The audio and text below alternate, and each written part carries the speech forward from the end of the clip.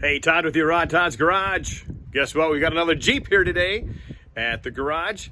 2011 Jeep Rubicon. Really nice four-door, but 150,000 miles, and it's seen its fair share of the Texas sun and some off-road use. Well, that's what you guys do with your Jeeps, and that's okay. But we're going to freshen it up and make it look good. So let's take a peek at what we have here. There it is. So what are we going to do to it today?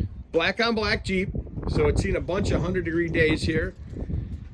The Rubicon decal is going to have to come off or get replaced. It's all dry, cracked, and rotted.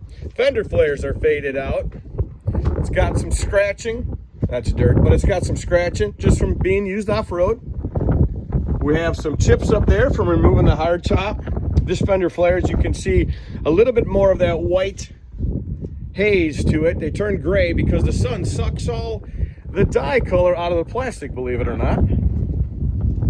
This side, we've got a little chemical burns on the flare, and that's most likely from just gas overflow. We must have taken the hardtop on and off a couple of times, scratched the body up. We got some scratches across the center, but hey, it's a Jeep thing. If they get used, they go off-road. I mean, we'd rather see that than some parking lot princesses, right, guys?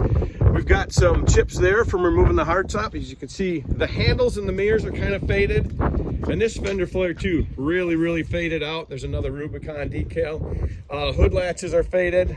The customer's already gone through and put some really sharp headlights, bumpers, and a winch on it.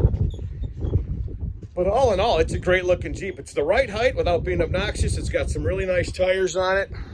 Let's get you spun around. Hey, there I am.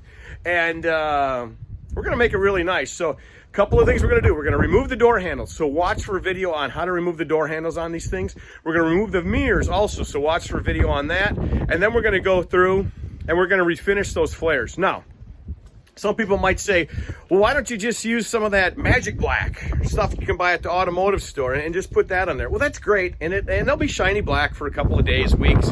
You might even get a month out of it.